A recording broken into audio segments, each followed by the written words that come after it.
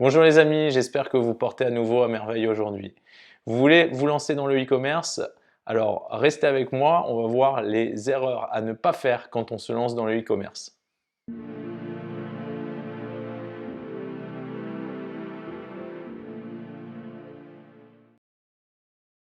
Les amis, je me réjouis de vous retrouver aujourd'hui pour un nouvel épisode. On va parler des erreurs à ne pas faire quand on se lance dans le e-commerce. Avant de commencer, pour les nouveaux ici, ceux qui ne me connaissent pas, je m'appelle Mathieu, je suis entrepreneur et j'ai créé cette chaîne afin de partager avec vous les connaissances que j'ai pu acquérir au travers de mon parcours, mais aussi les erreurs que j'ai pu faire afin de vous éviter de faire les mêmes et de vous faire gagner du temps.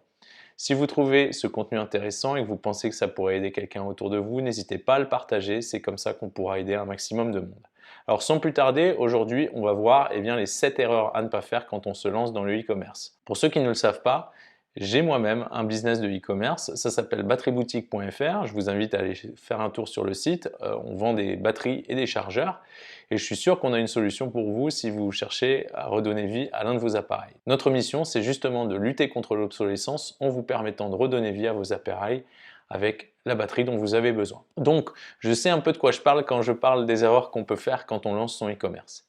Alors, on va voir ça ensemble tout de suite. La première erreur que les entrepreneurs font, et donc aussi dans le e-commerce, et moi le premier, c'était de me dire que ça va être super facile.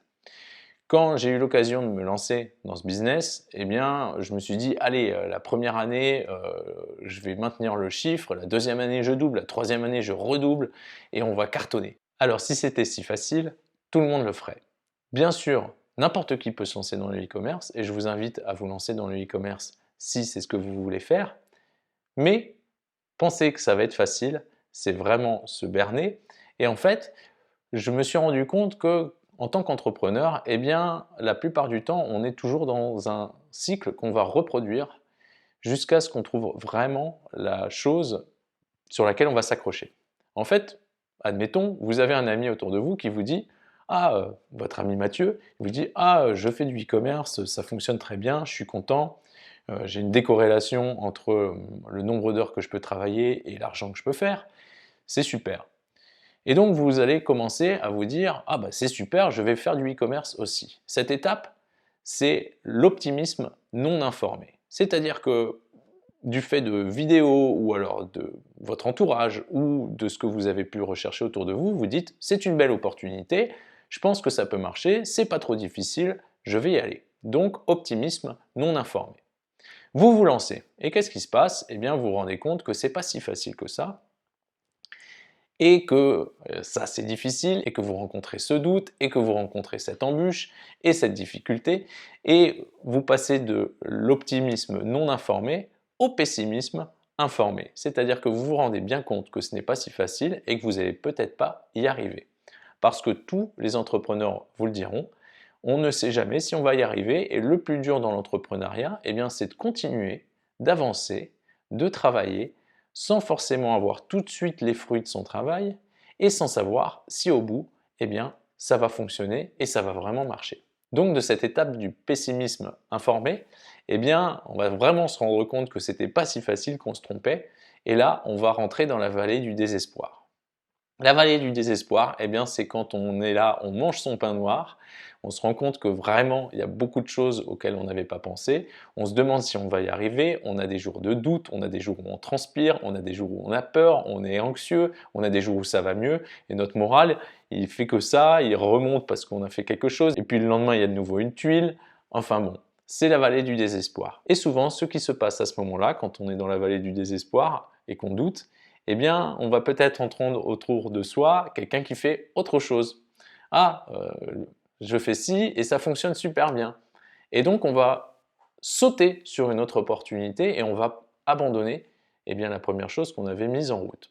Et c'est pareil pour le e-commerce. Vous pouvez vous dire, oh, je vais me lancer, c'est facile. Et une fois que vous avez rencontré des difficultés, vous allez peut-être vous dire, je vais faire de l'immobilier maintenant. Ou alors, je vais faire du marketing digital. Je ne sais pas. Et donc, vous allez passer à une autre opportunité. Et en fait, vous allez recommencer le cycle. Vous allez commencer dans cette opportunité en vous disant « Ah, c'est super, c'est facile, ça va super bien marcher ». Optimisme non informé. Vous allez ensuite vous rendre compte que ce n'est pas si facile. Vous allez avoir des embûches, des tuiles et des difficultés. Pessimisme informé. Vous allez vous retrouver dans la vallée du désespoir. et à nouveau, une opportunité va se présenter, vous allez abandonner et vous allez recommencer le cycle. La seule façon de sortir du cycle, eh bien, c'est de continuer à avancer, à travailler quand vous êtes dans la vallée du désespoir. C'est ce qui va vous amener au succès. Et c'est très facile à dire, mais il faut vraiment marcher dans ces pas-là, il faut s'accrocher. Et comme je le disais un peu plus tôt, la plus grande difficulté pour un entrepreneur, eh bien, c'est de continuer à travailler, à avancer, à donner de son temps, à donner de son énergie pour un objectif que l'on n'est pas sûr d'atteindre. Il faut continuer à persévérer, même si on ne voit pas le fruit de son travail. Et ça, c'est l'une des choses les plus dures dans l'entrepreneuriat. Donc, première erreur, c'est vous dire que ça va être super facile, ça ne va pas être super facile. La deuxième erreur que vous pouvez faire dans le e-commerce, c'est mal choisir votre produit. On pourrait classifier le choix du produit en 3 catégories. Première chose, vous avez une passion et vous voulez vendre bien, quelque chose qui a un rapport avec cette passion. Ça peut être, vous êtes passionné de petites figurines et vous vous dites, ah ben je vais trouver des petites figurines que je vais revendre et puis je vais faire ma com dessus. Le côté passion, c'est super parce que vous avez déjà beaucoup de connaissances, ça va vous permettre bien, d'avoir de l'avance sur certains autres, ça va vous donner des avantages, c'est vos connaissances et vos compétences spécifiques qui vont être vraiment une valeur pour vous. Mais par contre, il faut vous poser la question, est-ce que vous voulez faire de votre passion un travail? Parce que parfois, eh bien, vous allez vous retrouver à faire des choses qui ne vous plaisent pas, des choses qui vous ennuient, qui vous embêtent et qui sont nécessaires au business et qui vont peu à peu vous éloigner de votre passion. Donc c'est important de se poser cette question-là et de se dire, est-ce que cette passion, je veux la garder comme une passion ou est-ce que je veux en faire un business, mais par contre, ça en coûtera peut-être le prix de ma passion et si ça se trouve, au bout, quand le business va fonctionner, eh bien cette passion ne sera plus du tout votre passion. Voilà, c'est des choses auxquelles il faut penser parce que à un moment, vous allez vous retrouver dans ce cas de figure à vous poser la question, mais pourquoi j'ai fait ça? Je n'aime plus autant qu'avant ma passion et ça va vous déstabiliser. Donc posez-vous la question. Deuxième catégorie de produits, eh bien, vous vous rendez compte qu'il y a un besoin et vous vous dites, ah, ben, ce besoin, je peux y répondre, je peux aider les gens et ça, franchement, c'est le top. Si vous vous rendez compte qu'un besoin existe et que le marché ne répond pas à ce besoin, eh bien, c'est peut-être là où vous pouvez justement agir et proposer un produit qui réponde à ce besoin. Et là, vous aurez tout gagné parce que, une fois de plus, vous aurez vu l'opportunité là où certains autres ne l'auront pas vu et vous aurez une fois de plus cet avantage du fait de vos compétences et de vos connaissances spécifiques. La troisième catégorie, c'est de vous dire, ah, ce produit-là, il fonctionne, je vais faire ça et de suivre un peu les modes comme certains dropshippers font. Comme vous avez pu le voir sur les réseaux sociaux, dernièrement, c'était le truc pour se tenir droit, qui tient les épaules en arrière, enfin, et il y a eu, avant ça, il y avait ces sortes de gros poufs qu'on remplit d'air et puis qu'on attache et puis on peut se mettre au bord de la mer ou de la piscine avec ça. Il y a eu toute une série de produits qui étaient un peu à la mode comme ça et qui ont été poussés. Et suivre ces modes, en fait, c'est vraiment pas une bonne idée. Pourquoi? Première chose, eh bien parce que c'est une mode, c'est-à-dire que vous n'allez pas avoir un modèle de business qui va être pérenne et qui va pouvoir tenir dans le temps si vous changez tout le temps de produit. Si vous changez tout le temps de produit, également, ça va être difficile d'avoir une marque. Et quand je dis une marque, c'est de se dire, le client est venu chez vous pour un produit et puis il a de nouveau besoin d'un produit dans ce domaine-là, il va revenir chez vous. Exemple chez moi, batterie boutique, quelqu'un a acheté une batterie, il l'a mis dans son appareil reprend la vie, eh bien, il va à nouveau revenir chez nous s'il a été satisfait du service, de la rapidité d'exécution, etc. Il va revenir chez nous la prochaine fois qu'il a besoin d'une batterie. Il va peut-être même en parler à son ami, ah, j'ai un problème avec mon téléphone, il ne fonctionne plus, c'est la batterie, ah, ben tu devrais aller chez Batterie Boutique. Donc rester sur un produit, un type de produit, une catégorie de produits, ça vous permet de développer une marque, ça vous permet de développer une clientèle, et donc c'est quelque chose qui est plus pérenne dans le temps. Une chose aussi à prendre en considération, c'est que si vous voulez vous démarquer et que vous choisissez de vendre des produits qui sont à la mode, eh bien une façon de vous démarquer, ça va être d'avoir des prix bas. Les prix bas, ça veut dire quoi? Ça veut dire que vos marges vont être faibles. Et dans le e-commerce, des marges faibles, c'est très difficile parce qu'au bout d'un moment, si on veut vraiment jouer au jeu d'être le moins cher possible, eh bien au final, les marges vont se grignoter, se grignoter, se grignoter, et au final, vous n'allez pas faire d'argent et vous allez vous rendre compte que vous avez tué votre business avant qu'il ne soit lancé. D'autant plus si vous lancez votre produit sur les marketplaces avec les commissions que celles-ci prennent, eh bien ça va être encore plus difficile pour vous d'avoir des marges correctes. Donc suivre le type de produit un peu ces tendances et puis je vais faire ça maintenant, il y en a qui arrivent, ça fonctionne, mais je vous le déconseille parce que si vous voulez construire une marque et quelque chose avec une clientèle et des gens qui vous suivent et qui reviennent vers vous parce qu'ils vous font confiance, ça va être très difficile si un jour vous vendez le truc pour se tenir droit, un autre jour le pouf, un autre jour le selfie stick et 3 mois après, je ne sais pas quoi d'autre. Donc, trouvez plutôt un besoin ou alors allez du côté de votre passion tout en vous posant la question, est-ce que je ne vais pas perdre ma passion à en faire un business? Ensuite, la troisième erreur à ne pas faire quand on se lance dans l'e-commerce, et celle-ci je l'ai faite, c'est se dire « Ah, les marketplaces, c'est de l'or, ça va cartonner ». Si je prends mon exemple, je me suis dit quand je me suis lancé « Ah, je vais mettre mes produits sur Amazon et en fait, je vais vendre ça comme des petits pains ».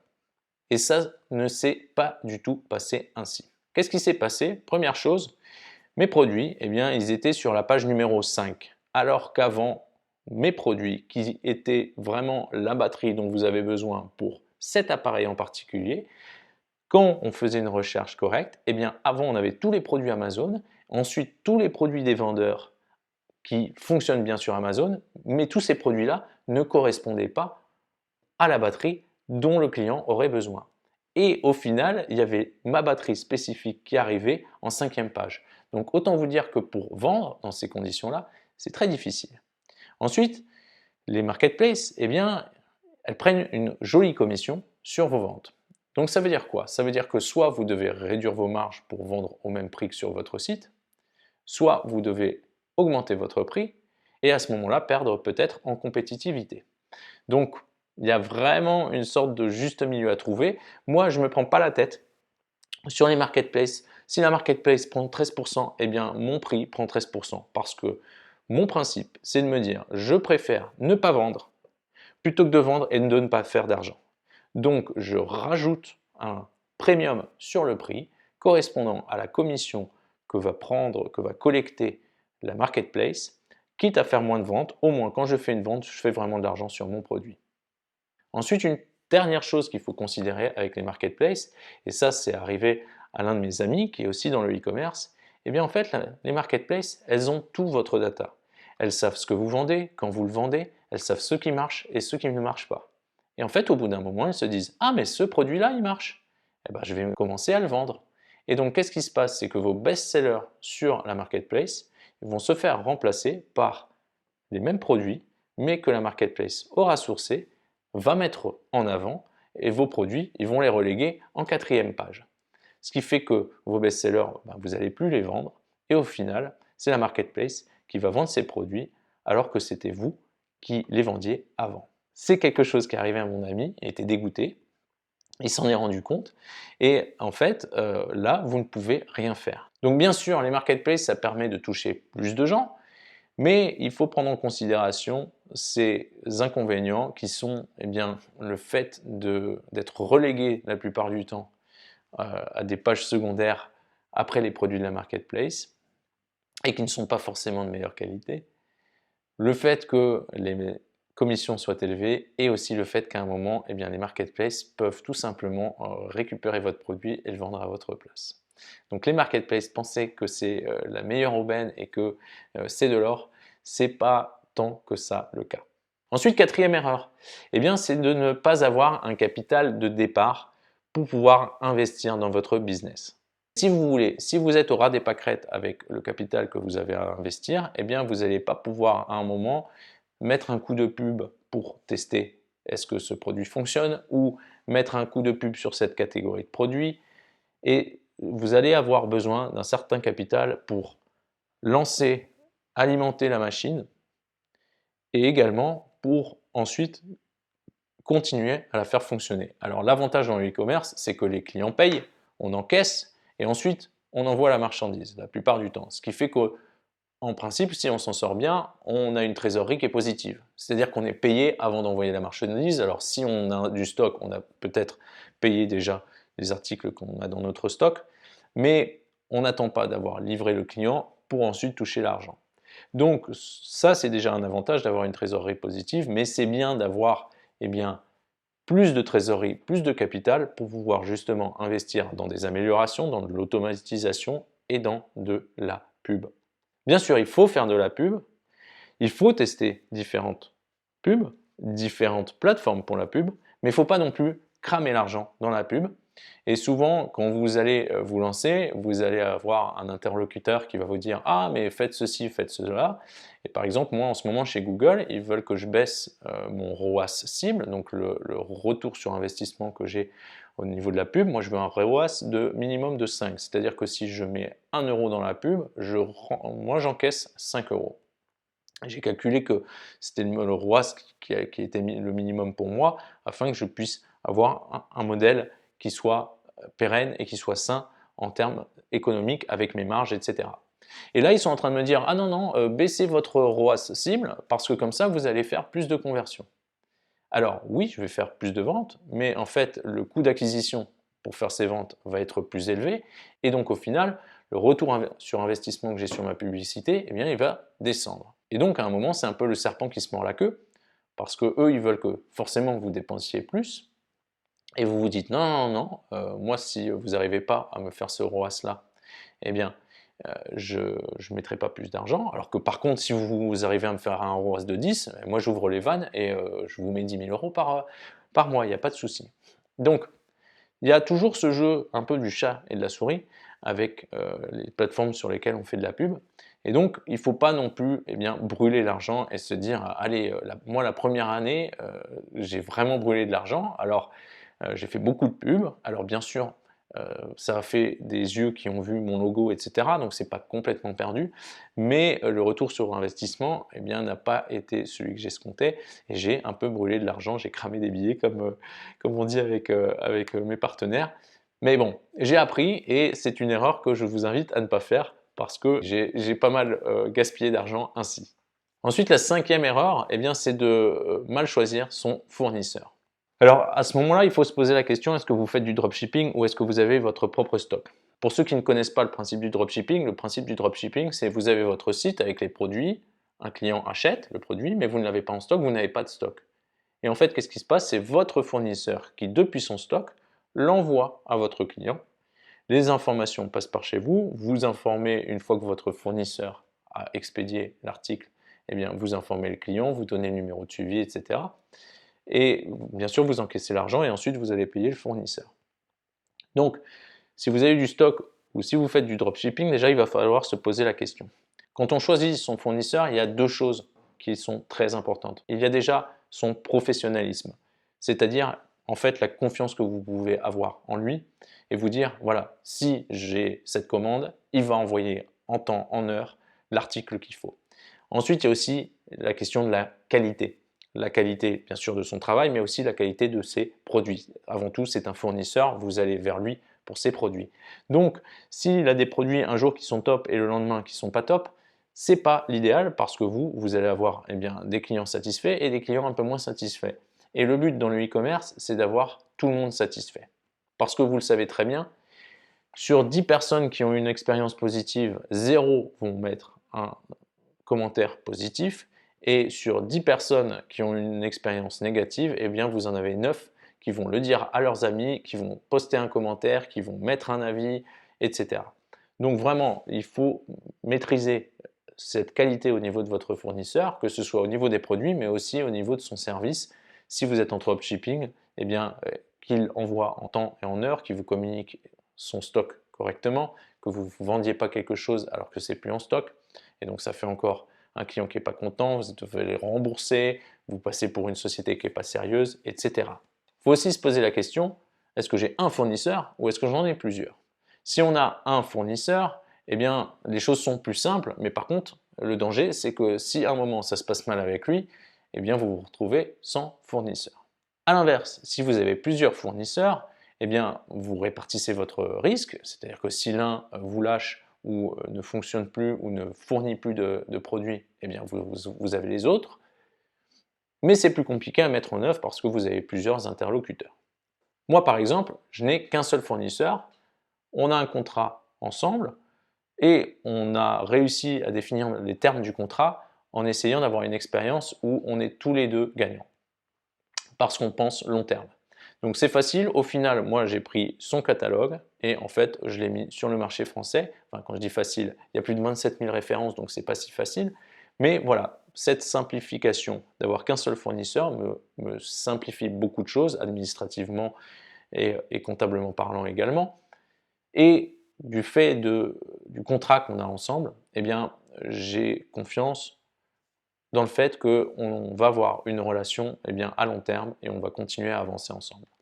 Ce qu'il faut prendre aussi en compte, quand je disais tout à l'heure, choisir est-ce que vous faites du dropshipping ou si vous avez votre stock, eh bien, si vous faites du dropshipping, c'est votre fournisseur qui expédie la marchandise. Et donc, vous n'avez pas de maîtrise sur cette partie logistique, qui souvent peut poser problème. Donc, une fois de plus, trouver le fournisseur qui est sérieux, professionnel, qui livre en temps et en heure, qui vous communique les bonnes informations, qui a des prix corrects, c'est pas évident. Et il faut faire très attention, il faut prendre le temps de trouver le ou les bons fournisseurs. De la même façon, si vous avez du stock, vous allez maîtriser la chaîne logistique. Alors c'est plus compliqué à mettre en œuvre parce que c'est vous qui aurez besoin d'avoir un système en place pour empaqueter chaque produit, le prendre sur l'étagère, le mettre dans le paquet, l'emballer correctement, protéger, mettre une étiquette et le faire partir et vous assurer que ça arrive chez le client. Mais avoir son stock, ça permet de maîtriser plus ce qu'on appelle le fulfillment, donc ce qui est en fait le fait de livrer les clients. Donc, dans les deux, il y a du plus et du moins. Il faut se poser la question, est-ce que j'ai mon stock? Est-ce que je fais du dropshipping? Pour moi, il n'y a pas de modèle idéal. Les deux ont leurs avantages, les deux ont leurs inconvénients. Il faut vraiment réfléchir, qu'est-ce que vous voulez faire? Si vous avez un stock, bien sûr, vous allez avoir besoin d'un capital supplémentaire pour avoir un stock de départ et ensuite vous allez devoir réinjecter régulièrement afin de faire grossir votre stock en fonction de la demande du marché. Pour finir avec le fournisseur, il faut aussi se poser la question des retours. Parce que si vous vendez des produits physiques, vous allez avoir des retours. Si vous êtes en dropshipping, comment ça se passe? Est-ce que les retours repartent directement chez votre fournisseur et donc c'est lui qui va traiter les retours et donc qui va vous les facturer? Ou est-ce que les retours arrivent chez vous, c'est vous qui les traitez et une fois qu'ils sont traités, vous les renvoyez à votre fournisseur? Et de la même façon, si vous avez un stock, est-ce qu'il retourne à votre stock si vous avez par exemple un partenaire logistique? Ou alors si le stock est chez vous et que vous vous en occupez, ça simplifie les choses mais ça fait du travail en plus. Donc toujours aussi se poser la question, comment je fais pour envoyer au client, mais aussi comment je fais pour recevoir du client dans un cas de retour. Ensuite, sixième erreur à ne pas faire, c'est mal choisir sa gamme de produits. En gros, dans n'importe quel marché, il y a 4 gammes de produits. La première, c'est le moins cher possible. Le moins cher possible, c'est vraiment une gamme de produits que je vous déconseille. Pourquoi? Parce qu'il ne peut n'y avoir qu'une seule personne, qu'une seule offre qui est la moins chère possible. Si vous êtes le deuxième moins cher, ça n'a plus aucun intérêt. La difficulté aussi, quand on cherche à être le moins cher possible, c'est qu'il faut faire du volume pour pouvoir faire de l'argent parce que les marges sont très petites. Si vous vous lancez dans le e-commerce, vous n'allez pas tout de suite faire des volumes de fatigués et donc forcément, ça va être très difficile pour vous au début, surtout si en face vous avez des mastodontes qui, eux, ça fait un moment qu'ils sont là, ils sont connus, ils arrivent à avoir peut-être de meilleurs prix auprès de leurs fournisseurs que vous, du fait de leur volume. Donc ça va être très difficile vis-à-vis de cette concurrence. Donc c'est vraiment une gamme de produits que je vous déconseille, à moins que vous ayez un avantage certain, que vous savez par exemple que vous arrivez à avoir les produits moins chers que les autres. Et là, vous avez un avantage, mais si vous n'êtes pas sûr de cet avantage, je vous déconseille de vous lancer dans cette gamme de produits. Ensuite, deuxième gamme de produits, c'est le meilleur rapport qualité-prix. Alors sur le papier, c'est plutôt pas mal, mais en fait, qu'est-ce qui se passe? La concurrence va vous amener à sans cesse baisser un petit peu vos prix sur ce produit ou sur tous vos produits, et donc progressivement, vos marges vont diminuer. Et ça, vous ne le voulez pas, vous voulez maîtriser vos marges. Parce que si vous êtes sans cesse en train de baisser vos prix et donc de baisser vos marges, eh bien, vous êtes en train de tuer votre business à petit feu. Donc ça, vous ne le voulez pas. Une autre chose aussi, c'est que quand on est dans la gamme du meilleur rapport qualité-prix, on a un type de clientèle qui est plutôt regardant sur un peu tout et pour un achat à 12 euros, ils vont essayer de gratter 50 centimes et ils vont vous dire que les frais de port sont trop chers, etc., etc. Donc, c'est pour ça que je vous inviterai, si vous le pouvez, à peut-être considérer la troisième gamme de produits qui est le premium. Le premium, c'est quoi? C'est vous proposer un produit de meilleure qualité à un prix plus élevé. Donc, vous n'êtes plus dans le meilleur rapport qualité-prix, vous êtes un peu au-dessus. Un inconvénient, c'est que le marché est plus petit. Par contre, vu que la plupart du temps, vous allez vous adresser à une clientèle qui est un petit peu plus demandeuse, c'est aussi une clientèle qui est prête à mettre à la poche pour avoir plus de qualité par rapport à un meilleur rapport qualité-prix. L'avantage également, quand on se positionne sur une gamme premium, eh bien, c'est que souvent les marges sont un peu plus intéressantes et donc ça vous permet de réinvestir dans votre business afin d'améliorer l'expérience client. Si vous avez une meilleure expérience client, eh bien, une fois de plus, vos clients vont revenir, vont vous recommander et vous arrivez à mettre en place une boucle vertueuse. Alors moi, dans le cadre des batteries, je n'ai pas des batteries premium, mais si vous voulez, je n'essaye pas d'avoir le meilleur rapport qualité-prix. Aujourd'hui, je ne fais pas attention au prix de la concurrence, je m'en fiche. Je sais où sont mes prix afin que mon business soit viable et que je fasse de l'argent. Et par contre, je me concentre sur donner la meilleure expérience à mes clients. Et par exemple, l'un des objectifs, c'est de répondre aux emails en moins de 6 heures. Des fois, vous avez commandé quelque chose sur Internet, vous écrivez au vendeur, il vous répond 2 jours plus tard. Pour moi, ça, c'est pas possible. Donc, un exemple d'augmenter la qualité et l'expérience client, eh bien, c'est d'être le plus réactif possible au niveau du service clientèle et de toujours trouver une solution aux clients. Ça n'a pas toujours été le cas, j'ai appris de mes erreurs, ça m'a joué des tours, mais voilà, donc je suis dans ma tête un peu plus sur le côté premium, même si se dire une batterie premium, ça n'a pas beaucoup de sens. Mais je n'essaye pas d'avoir le meilleur rapport qualité-prix et je ne compare pas mes prix à la concurrence. Je m'en fiche des prix qui sont pratiqués par la concurrence. J'ai un catalogue assez large avec certains produits que je suis le seul à avoir parce qu'ils sont très spécifiques et ça me permet d'avoir le prix que je veux et je me concentre sur l'expérience client. Et ensuite, la quatrième catégorie, eh bien, c'est le luxe. Et comme vous avez pu le voir, l'industrie du luxe, elle est en train d'exploser. Pourquoi? Eh bien, parce que les gens qui consomment du luxe, ils ne consomment pas le produit pour le produit, ils consomment le produit pour le statut. Et donc, plus c'est cher, plus ils se disent j'ai un super statut. Donc ça, c'est un super modèle. Par contre, pour avoir un modèle comme celui-ci, eh bien, ça prend du temps parce qu'il faut développer une marque. Si tout d'un coup, vous faites des portefeuilles que vous voulez vendre 1500 euros parce qu'ils sont en cuir, ils sont super, eh bien, il y a plein de gens qui vont vous dire, mais tu rigoles, ton portefeuille à 1500 euros, moi je ne vais pas l'acheter. Pourquoi? Parce que personne ne vous connaît, vous n'avez pas de marque, d'image de marque. Par contre, le même portefeuille vendu par Chanel, il n'y a pas de problème, il y a des gens qui vont mettre 1500 alors que le coût de production du portefeuille, c'est 120 euros. C'est la force d'une marque, mais une marque, on ne peut pas la créer et avoir son image et son impact du jour au lendemain. Ça se crée petit à petit et ça, c'est la difficulté quand on veut se lancer dans une gamme luxe. Donc, choisissez bien dans quelle gamme de produits vous vous insérez et dans quelle gamme de produits va se situer votre offre. C'est très important parce que ça va vous permettre d'ajuster vos curseurs en termes de marge, d'offre. Qu'est-ce que vous voulez faire? Forcément, si vous êtes le moins cher possible, vous n'allez peut-être pas avoir le meilleur service client du monde. Et les gens qui achètent le moins cher possible savent quand même à un moment que le moins cher possible, je ne vais pas avoir le même service. Et ainsi de suite. Donc très important, choisissez bien la gamme de produits dans laquelle vous voulez vous trouver. Septième erreur, c'est d'avoir des marges trop faibles. En e-commerce, on a tendance à se dire bon, je vais baisser mes marges comme ça, je vends plus. Alors ça peut être une stratégie, je suis d'accord, Mais quand on se lance, il faut quand même faire assez d'argent pour que le business fonctionne. Alors si on a une vision assez long terme, on peut se dire, bon, allez, je grignote un peu mes marges pour essayer de faire du volume et de développer la marque.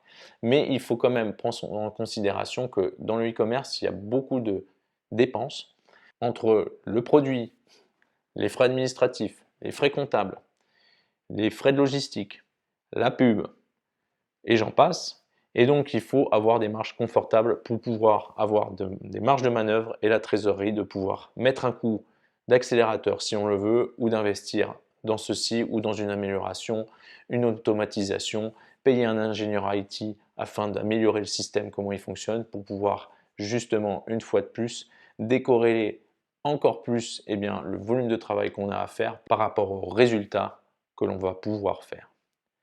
Donc vraiment, ne pas grignoter ses marges et faire attention à ses marges, c'est très important. Moi, au début, je n'ai pas du tout fait attention à mes marges. Et quand j'ai reçu mon premier bilan, que je ne savais pas lire en plus, d'ailleurs, pour ceux qui ne savent pas lire leur bilan, je vous invite à aller voir l'épisode sur comment lire son bilan. J'ai eu des surprises. Je me suis rendu compte que le modèle tel que je l'avais envisagé n'était pas du tout sain et pérenne. Et donc, j'ai dû revoir mon modèle, augmenter mes prix, augmenter mes marges. Forcément, j'ai d'abord senti une baisse de volume, mais aujourd'hui, si vous voulez, je vends moins, mais je fais plus d'argent. Donc, c'est pas si mal. Et donc, huitième et dernière erreur à ne pas faire, je l'ai rajouté à la fin, c'est de ne pas suivre ces chiffres et de ne pas faire sa compta, de ne rien comprendre à ça. C'est super important de faire sa compta, de suivre ces chiffres et de comprendre de quoi il s'agit. Pourquoi? Eh bien parce que si vous n'y comprenez rien, et moi, pendant on va dire les 2 premières années, je croyais que j'y comprenais quelque chose, mais j'y comprenais pas vraiment quelque chose. Et en fait, je prenais des décisions stratégiques, allez, je me disais que c'était bon. Et ça, c'est très très dangereux. J'ai pas eu trop de mauvaises surprises, j'en ai eu, mais le bateau, il n'a pas pris trop l'eau et on n'a pas coulé, donc ça va. Mais je vous assure, c'est super important de faire sa compta, de maîtriser ses chiffres et de comprendre de quoi il s'agit, de comprendre à quoi ça correspond. Parce que ça va vous permettre justement d'ajuster votre stratégie, d'ajuster vos objectifs, d'ajuster vos budgets. C'est super important. Et je vous encourage vraiment, si vous n'y comprenez rien, à vous renseigner, à vous éduquer sur la chose. C'est pas bien compliqué. Il y a des épisodes sur cette chaîne pour ça et il y a plein d'autres ressources autour de vous. Je n'y comprenais tellement rien pour vous dire que mon comptable précédent que j'ai viré a fait des erreurs qui m'ont coûté de l'argent et je ne m'en suis pas rendu compte jusqu'à un moment au bout de 18-20 mois où je me suis dit mais je comprends pas là, je me suis renseigné, j'ai appris et je me suis rendu compte qu'en fait il faisait des erreurs qui me coûtaient de l'argent. Et là j'ai dit c'est pas possible. Donc j'ai coupé le cordon, j'ai pris un autre comptable dont je suis très content, qui me permet d'avoir une vue quasiment à l'instant T sur ma trésorerie, mon chiffre d'affaires, etc. Et donc qui me permet d'ajuster une fois de plus ma stratégie, mes décisions, quel budget j'alloue à quoi, etc. Super, super important, maîtriser ces chiffres. Si vous ne comprenez rien à la compta et que vous ne maîtrisez pas vos chiffres, c'est un peu comme essayer de traverser l'océan Atlantique en bateau. Ils l'ont fait à l'époque de Christophe Colomb, ils n'avaient pas de GPS, ils avaient le sextant, etc. Bon, c'est bien joli de le faire comme ça, mais c'est quand même mieux d'avoir le GPS et de se dire, bon, je vais arriver là-bas. Voilà, tout simplement. Donc les amis, j'espère que ce partage d'expérience vous a plu, que vous avez appris quelque chose et que vous n'allez pas faire les mêmes erreurs que moi. Si bien sûr vous avez des questions, des interrogations, n'hésitez pas à me poser une question en commentaire, je me ferai un plaisir de vous y répondre. Si vous voulez me donner le sourire, n'hésitez pas à mettre un like, à vous inscrire, à appuyer sur la cloche pour être prévenu dès qu'un nouvel épisode est publié. Moi bien sûr, je me réjouis de vous retrouver bientôt pour un nouvel épisode et d'ici là, je vous dis prenez soin de vous et à très vite.